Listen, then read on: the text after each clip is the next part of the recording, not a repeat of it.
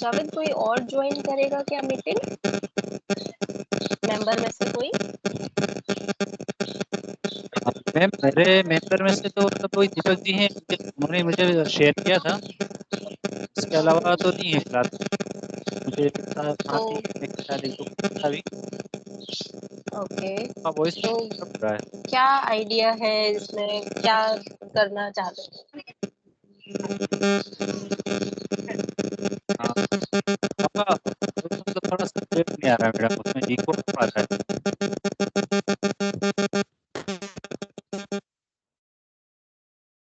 कि जो आइडिया है क्या है, इस बारे में क्या करना है, बस मुझे एक बार ब्रीफ कर दो। एक्चुअली मैडम मुझे तो ये था कि आप लोगों की तरफ से एक सेशन है जिसके अंदर कुछ गाइडेंस मिलेगा। बाकी दीपक जी कर पाएंगे उन्होंने किस तरह से मतलब आगे बढ़ाई ये बात को, मुझे ज्वाइन करवाया है। तो दीपक जी अगर आप थोड़ा हैं आप अवेलेबल अभी? यस। जी जी, तो आप थोड़ा सा आगे बढ़ाएं ना बात को आप, क्योंकि मुझे मेरे पास आपको पता ही है सारी चीजें। आप बताएं क्या पर्पज से मतलब ज्वाइन किया है आप लोगों ने। मुझे तो बस ये था कि आप कुछ गाइडेंस रहेगा आपकी तरफ से, कुछ चीजें रहेंगी उसको। Hello.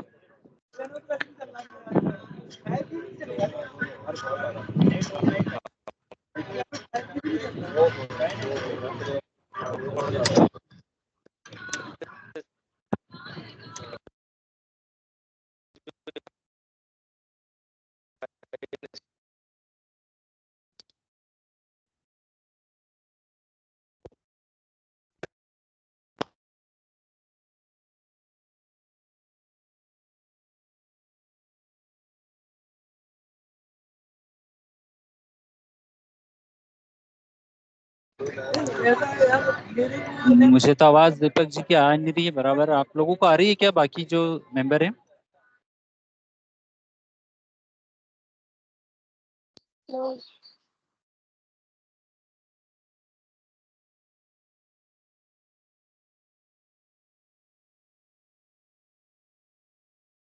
I think some network issues there.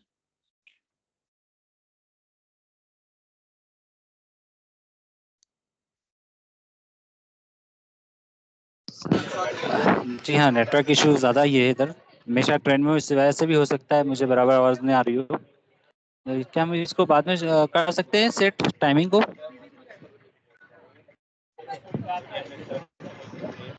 I'll request organizers to please check this if we can reschedule this session. Okay okay, I will check. Oh, just make sure that next time for the session, both are available and the internet connectivity is good so that we can discuss.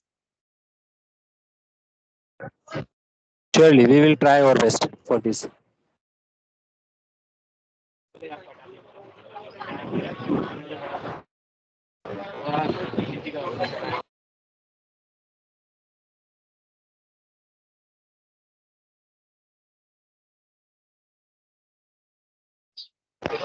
Okay, should I leave? Should I leave?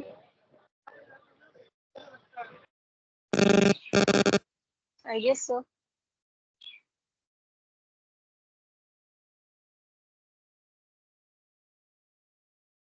Is there anyone from the organizing team?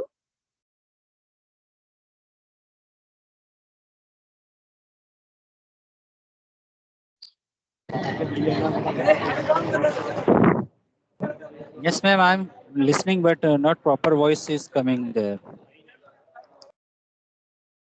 Hey, I think someone, like anyone from the this mentor person who is there in the meeting.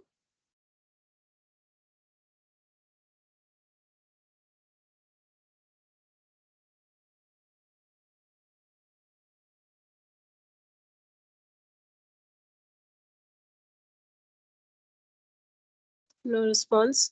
So I think Javed हम लोग next time schedule कर लेते हैं इसको.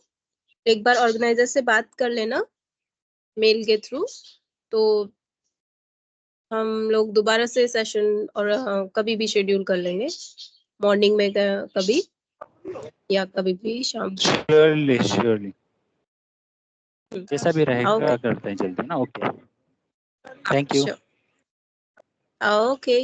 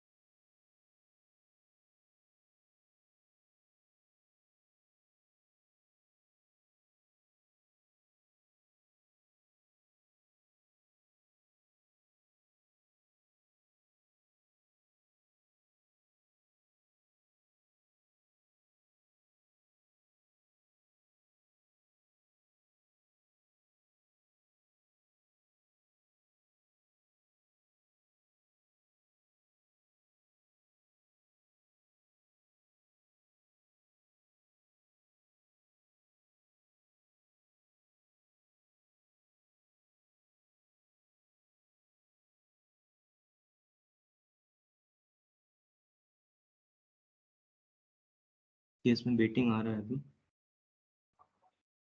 आवाज आ रही है? ठीक है, तो मैं यहाँ मोबाइल से यूज कर रहा हूँ।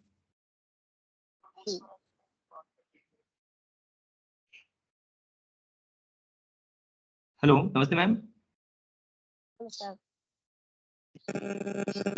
माफी चाहूंगा, थोड़ा सा टेक्निकल।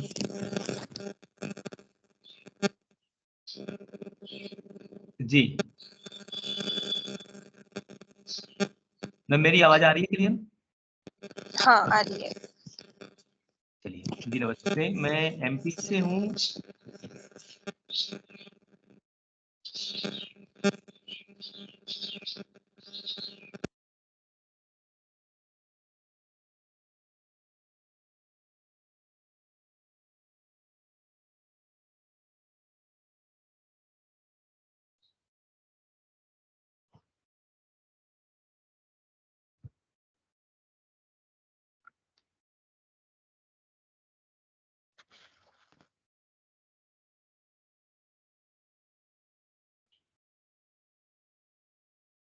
हेलो, बीच में आवाज नहीं आ रही है। हाँ गुलशन जी। हेलो, हाँ कर लिया।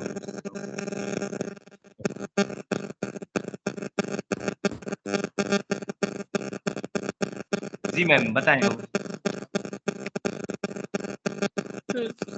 तो मैं यही पूछना चाह रही थी कि बेसिकली आइडिया क्या है और क्या करना चाह रहे हैं आप?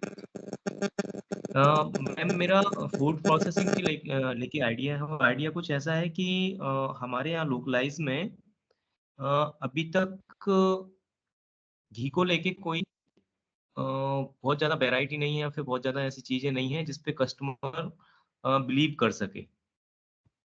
तो उस चीज़ को लेके अपन करना चाह रहे हैं कि कुछ बफेलोज़ के साथ कस्टमर के सामने ही प्रोडक्ट बनाया जाए, उसे पैकिंग किया जाए।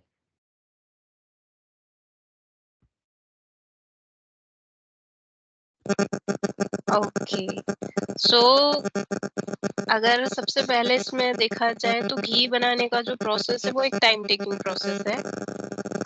यस। सो डायरेक्टली कस्टमर्स को फिर उसके लिए वेट करना पड़ेगा, पहली चीज। दूसरी चीज ये है कि जो आप मिल्क से पहले पूरा वो कलेक्ट करोगे, क्रीम कलेक्ट करोगे, फिर उसमें प्रोसेस यस। कौन सा यूज करने वाले हो घी बनाने के लिए? ठीक है, मतलब हम उसमें प्रोसेस वो ही करने वाले हैं जो अभी तक हमारा ट्रेडिशनल रहा है, जिस तरीके से हमारे ओके। गांव में हम्म। दादी लोग वगैरह निकाला करती थी। ओके। हाँ। और कितनी क्वांटिटी एस्टिमेट कर रहे हैं अभी? एक्सपेक्टेड कितनी अभी क्वांटिटी में स्टार्ट करना चाह रहे हैं? हाँ, अभी ज्यादा कोई बड़ी क्वांटिटी तो नहीं, अपन 2000 लीटर्स मिल्क के साथ ही इसको स्टार्ट करना चाह रहे थे। ओके, ठीक है।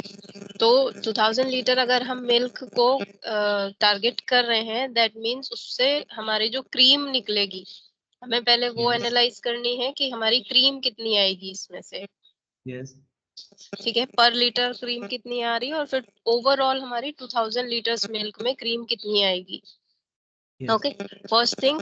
सेकेंड थिंग कि ये कलेक्ट करने में, टोटल क्रीम को कलेक्ट करने में आपको टाइम कितना लग रहा है? ठीक ओके, है। बिकॉज सपोज मैं आपके पास एज अ कस्टमर आती हूँ कि मुझे घी चाहिए, तो आप अपने कस्टमर को कितना एक एस्टिमेटेड टाइम देंगे कि आपको इस दिन आइएगा, इस दिन मैं आपको आपके आंखों के सामने पूरा प्रोसेस करके मैं आपको घी निकाल के दूंगा। ओके, बिकॉज सबसे पहले आपको पूरा वो चर्निंग करना पड़ेगा, उसमें जो मथते हैं क्रीम को, फिर उसके बाद उसको पूरा बॉइलिंग एंड आपको पूरा हीटिंग प्रोसेस करना पड़ेगा। ठीक है, ये भी आ जाएगा उसमें। फिर उसके बाद ये है कि 2000 लीटर्स ऑफ मिल्क से आप कितना जो टोटल क्रीम निकाल रहे हो, उसको फिर आपको स्टोर करने के लिए एक स्पेस चाहिए होगा। यस बिकॉज इतना सारा मिल्क का जो स्टोरेज है उसमें स्पेस चाहिए, प्लस प्रॉपर उसकी केयर चाहिए, प्रॉपर आपको यस रेफ्रिजरेशन सिस्टम कुछ रखना पड़ेगा उसके लिए। Yes okay, yes then next thing, आपको जो इसमें हीटिंग प्रोसेस जो है वो आप कैसे करने वाले हो, बिकॉज बल्क में रहेगा आपके पास अमाउंट क्रीम का, तो जब बल्क में आप उसका हीटिंग प्रोसेस कर रहे हो तो आप ट्रेडिशनल वही कढ़ाई वढ़ाई से जाओगे गैस सिलेंडर से, या फिर कुछ और मेथड आप यूज करोगे, advance method like heating pad या फिर ऐसा कुछ जिससे इसमें आपका मैंने कुछ हाँ हम्म यस इसमें मैंने थोड़ा सा इसको हीटिंग का जो प्रोसेस था उसको कुछ अभी प्रेजेंट टाइम में कुछ मशीन्स वगैरह आ रही हैं जिनसे अपन बॉयलर मशीन बोलते हैं जिसको, ओके तो उसका जाया जा सकता है। देखिए हमें नॉर्मली कस्टमर क्या है कि अभी जो घी ले रहा है उसकी सबसे बड़ी प्रॉब्लम ये है कि या तो उसे काऊ के अलावा किसी और चीज का मिक्स करके दिया जा रहा है, या फिर उसमें और अदर्स वेरिएंट मिला के उन्हें लोकलाइज मतलब लोकल घी प्रोवाइड हो रहा है अभी तक। स्मेल स्मेल डालने की कस्टमर की ये भी प्रॉब्लम है कि यार स्मेल तो बहुत अच्छी आती है लेकिन वो टेस्टिंग नहीं आ रही है घी में जो होती है। तो ओके उस प्रॉब्लम को सॉल्व करने के मतलब अपन एक ओरिजिनलिटी उसे देना चाह रहे हैं कि जो ओरिजिनल है ना हम आपको वो दे रहे हैं। ओके। तो आपने ये पूरा प्रोसेस एनालाइज किया इससे पहले कभी कि हम कितना टाइम देंगे, कितना हमें स्टोरेज चाहिए या कितना हीटिंग कैपेसिटी चाहिए होगी वो सब? हाँ इसके लिए हमें जो दूध के लिए सबसे पहले तो एक मशीन चाहिए पड़ेगी जिसमें हम करीब 5,000 लीटर दूध स्टोर कर सकें, ठीक है ना। जिसे चिलिंग बोलते हैं, चिलिंग टैंकर टाइप से आते हैं वो, तो एक तो वो चाहिए ओके पड़ेगा। दूसरा फिर आपको हीटिंग के लिए बॉयलर चाहिए पड़ेगा। स्टोरेज के लिए एक और मशीन चाहिए पड़ेगी जिसमें हम क्रीम और वो सारी चीजें स्टोर कर सकें। तो इस तरीके से 2 3 4 मशीनों की आवश्यकता पड़ती है इसमें। इसका कॉस्टिंग कितना आएगा ओवरऑल? ओवरऑल इसका कॉस्टिंग जो आएगा वो आएगा वो 10 लाख अबव। ओके, सो ये जो अमाउंट है 10 लाख एंड अबव, ये आप अपने से लगाना वाले हो या फिर आप इसके लिए कोई इन्वेस्टर या फंडिंग ढूंढ रहे हो? मैं फंडिंग का सोच रहा था और लगभग हम 10 से 12% खुद इन्वेस्ट करेंगे। बाकी 90% हम कोशिश करेंगे कि जैसे भी फूड प्रोसेसिंग इकाई डालने के लिए प्रधानमंत्री की स्कीम चल रही है हम्म, तो उसमें ही ये प्रोजेक्ट आते हैं, मैन्युफैक्चरिंग ही आ जाएगा, ये मैन्युफैक्चरिंग इकाई एक तरीके से होगी तो ये स्टेबल कर सकते हैं। तो उसके आपने जो ये स्कीम है इसके कुछ क्राइटेरियाज या रिक्वायरमेंट्स देखे हैं अभी? हाँ मैंने देखे हैं। इसमें एक आपको सबसे बड़ी बात तो कि आपको 40 बाई 20 का एक आपको लैंड चाहिए पड़ेगा, ठीक है ना। हम्म या जैसे आपका घर ही हो सकता है, ठीक है, आपके 2 कमरे हो जाएंगे तो उसमें आप आराम से ये चीज स्टेबल कर सकते हैं, कोई बड़ा ऐसा लैंड का नहीं है।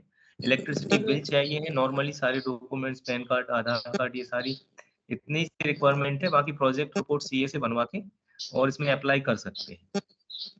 ओके, ठीक है। आपने इसमें अभी कोई कस्टमर सर्वे वगैरह किया है क्या? हाँ हम्म एक लोकलाइज ही हमने मतलब जो जैसे हमारा एक कस्बा आता है टीकमगढ़ जहाँ पे हम्म हम रहते हैं, तो वहां पे लगभग अभी जो इस तरीके से अगर कोई मैन्युफैक्चर तो कर नहीं रहा है, या तो वो गांव से आता है तो वो भी मिक्स आता है, ठीक है ना, या फिर आप सिर्फ अमूल का छोड़ दीजिएगा, अमूल का जो ब्रांड है क्योंकि वो ब्रांड के साथ नहीं करते हैं ऐसा, तो वो उनको कॉस्टली जा रहा है, वो लग रहा है कि यार ये बहुत ज्यादा हो रहा है, तो ये पता नहीं अमूल वाले भी तो कुछ नहीं कर रहे हैं, एक मतलब एक छोटा सा वहम उनके अंदर बना हुआ है कस्टमर के अंदर, तो वो सोच रहे हैं अगर कुछ ऐसा अगर हो जाए। लगभग ये हमने अभी किया है 100 लोगों के साथ, और ओके 100 में से जो हमारा रिजल्ट रहा है वो है हमारा 60-65 के ऊपर, जो चाहते हैं कि हमें अगर खुद देखने के लिए अगर मिल जाए ऐसी चीज तो हम उसे अच्छे रेट में ले सकते हैं, कोई दिक्कत नहीं। ओके। तो इसमें जो मैन पावर यूज होगा उसका क्या हाँ। है? मैन पावर में मैन आप पावर के लिए लगभग रखोगे या है आपके पास ऑलरेडी? मैन पावर है अपने पास, ऐसा कोई नहीं है।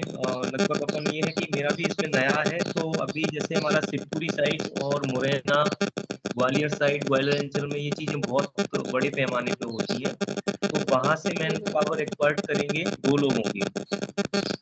ओके। बाकी 2 लोग जो रहेंगे वो लोकलाइज रहेंगे और मैं रहूंगा, मतलब 5 लोग का हमारा एक टीम वर्क रहेगा।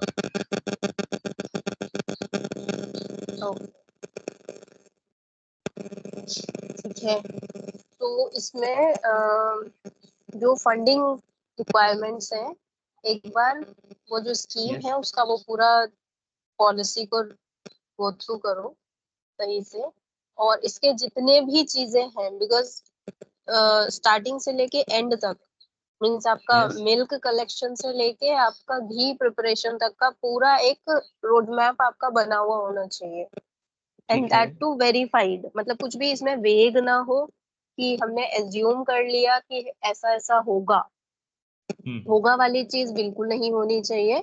ठीक है, ठीक है। उसके लिए टेस्टिंग अगर करनी हो कि आप, अगर हम 2000 लीटर के लिए एक्सपेक्ट कर रहे हैं तो हम उसमें स्टार्टिंग में हम 1 लीटर 2 लीटर या 5 लीटर से हम एक टेस्ट कर लें छोटा सा, कि हमें कितना ठीक टाइम है। लग रहा है, कितना कॉस्टिंग जा रहा है, कितनी क्रीम उससे हमें मिल रही है। ठीक है, बिकॉज ओके। मिल्क का भी जो है, अगर आपको वो थोड़ा सा वो होगा तो पता होगा कि मिल्क का भी जो एक तरीके से हम कहें जो क्वालिटी है वो भी वेरी कर जाती है, डे टू डे में भी वेरी करती है वो। ठीक है, यस। तो उसके बेसिस पे यस। आपकी क्रीम भी वेरी करेगी, क्रीम की क्वालिटी वेरी करेगी। तो एक थोड़ा सा एक बना के देखो, एक छोटा सा टेस्ट करके देखो, 1 हफ्ते का ही करके देखो भले ही, और उसके बेसिस पे जो टेस्ट रिजल्ट्स है फिर एनालाइज करो कि हमने अभी इतने लीटर से स्टार्ट किया, हमारी इतनी क्रीम निकली, इतना टाइम लगा, और फाइनली घी कितना बना। ठीक है, सपोज 1 लीटर ठीक है। अगर आपके पास क्रीम है तो 1 लीटर क्रीम से घी कितना बन पा रहा है। ओके, सो ये एक टेस्ट प्रोसीजर अपना कंप्लीट करो 1 हफ्ते का। ठीक है, जब ये सारा डेटा आ जाए आपके पास, देन आप इससे एस्टिमेट करो कि 2000 लीटर अगर हम मिल्क को टारगेट कर रहे हैं तो उससे हमारा कितना चीजें बन पाएंगी, और फाइनली हमारा घी कितना बन पाएगा। ओके, और उस घी से हम अपने कितने कस्टमर्स को सप्लाई दे पाएंगे। ओके, बिकॉज सपोज आपके पास 10 कस्टमर्स आते हैं और सबको 1-1 लीटर चाहिए घी। ठीक है, तो आप क्या उन 10 कस्टमर्स को एक बार में पूरा सप्लाई दे पा रहे हो कि नहीं दे पा रहे हो 2000 लीटर में। ओके, और नहीं दे पा रहे हो अगर, तो हो सकता है मैंने मान लो आपको अभी ऑर्डर दिया, आपने कहा मुझे कि आप मुझे 10 दिन बाद मिलिए, 10 दिन बाद मैं आपको सप्लाई दे दूँ या डिलीवरी दे दूंगा। मैं वहां पे आती हूँ, बट आपका कुछ रीजन की वजह से वो शॉर्टेज पड़ता है, तब आप फिर उस कस्टमर को कैसे हैंडल करेंगे। ठीक है, तो ये सारे बैकअप प्लान कि बाई चांस उतना नहीं हो पा रहा है जितना हमने एज्यूम किया है, तब हमारा क्या वो होगा, हम कस्टमर को कुछ कम अमाउंट दे देंगे तब तक कि ठीक है आप अभी 1 kg मत ले जाइए, आप अभी ½ kg है हमारे पास, आप ये ले जाइए, हम ½ kg बाद में दे देंगे, ऐसा कुछ। बाकी सबसे पहले अपने पास एक प्रूफ रखो कि हमने ये पूरा एक टेस्ट किया है और हमारे पास ये फाइनल हमारे पास रिजल्ट है, और इसी को हम बेस लेके अपना ओवरऑल हम प्रोसेस करें। ओके, तो वो जो फंडिंग प्रोसीजर है, बिकॉज उसमें भी आपको ये पूरा दिखाना पड़ेगा कि आप कैसे कैसे क्या क्या करने वाले हो। ओके, तो जब आप ये प्रोसेस पूरा दिखाओगे तो उसमें आपके पास एक प्रूफ है ऑलरेडी कि मैंने ये करके देखा है और इसमें ये चीजें इतने इतने क्वांटिटी में लग रही है। ठीक है, और मुझे अब इस हिसाब से इतना इतना फंड चाहिए, चाहे वो बॉयलर के लिए हो। और बॉयलर का सबसे पहले एक और चीज देखना, क्या वो फिजिबल होगा लगाना मिल्क के लिए। ठीक है, बिकॉज बॉयलर में कुछ कुछ प्रॉपर्टीज उसकी अलग होंगी, आप उसको फंक्शन कैसे कराओगे। ठीक है, बॉयलर के लिए एक प्रॉपर पर्सन चाहिए जो उसे सही से ऑटोमेट कर पाए, उसके साथ काम कर पाए, ठीक है। हाँ, दूसरी उसके चीज टेस्ट बॉयलर उसका कोई, टेस्ट ना बिगड़ जाए वो। हाँ, बॉयलर कुछ ऐसा इफेक्ट तो नहीं देगा मिल्क में जिसकी वजह से वही टेस्ट खराब हो जाए, या फिर जैसा हम चाह रहे हैं वो दूध को फाड़ ना दे कहीं, या फिर जो हम घी बनाना चाह रहे हैं वो घी बनाने की बजाय कुछ और उसको कर दे। तो वो भी एक बार टेस्ट Yes. करना पड़ेगा, ठीक है। तब जाके हम बॉयलर पे आएंगे, क्योंकि कोई भी पूछेगा कि बॉयलर ही क्यों, कोई और हीटिंग मेथड क्यों नहीं, ठीक है। तो उसके लिए आपके पास कुछ ऐसा वो होना चाहिए कि हमने डिफरेंट डिफरेंट इक्विपमेंट्स देखे थे, हमने मान लो 5 चीजें देखी थी हीटिंग के लिए, उन 5 में से हमें ये बेस्ट लगी, इसलिए हम इसे चूज कर रहे हैं, ठीक है। अब वो मशीन आप कैसे चूज कर रहे हो, उसके डिफरेंट पैरामीटर्स हो सकते हैं, कि उसका कॉस्ट, ठीक है, हमें इतनी कॉस्टली मशीन भी नहीं लगानी है कि वो फिर बजट में ना आए, ठीक है, या फिर हाँ, इतनी बजट से सस्ती भी बाहर। नहीं लगानी है कि वो फिर उतनी क्वालिटी मेंटेन ना कर पाए। ओके, सो ये डिफरेंट पैरामीटर्स को ध्यान में रख के एक टेस्ट प्रोसीजर पूरा बनाओ।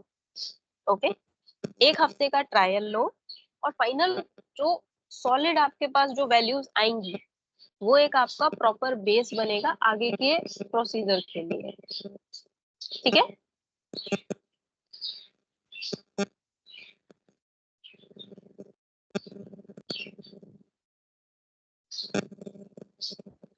हेलो,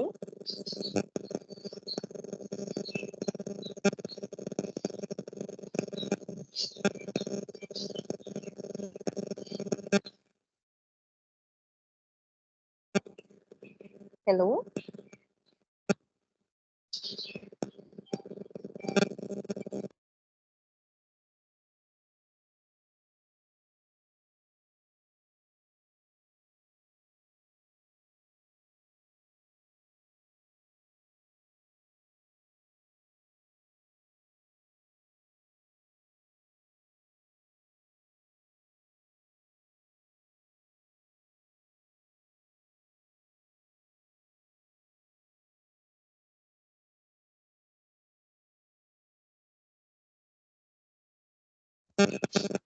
दीपक,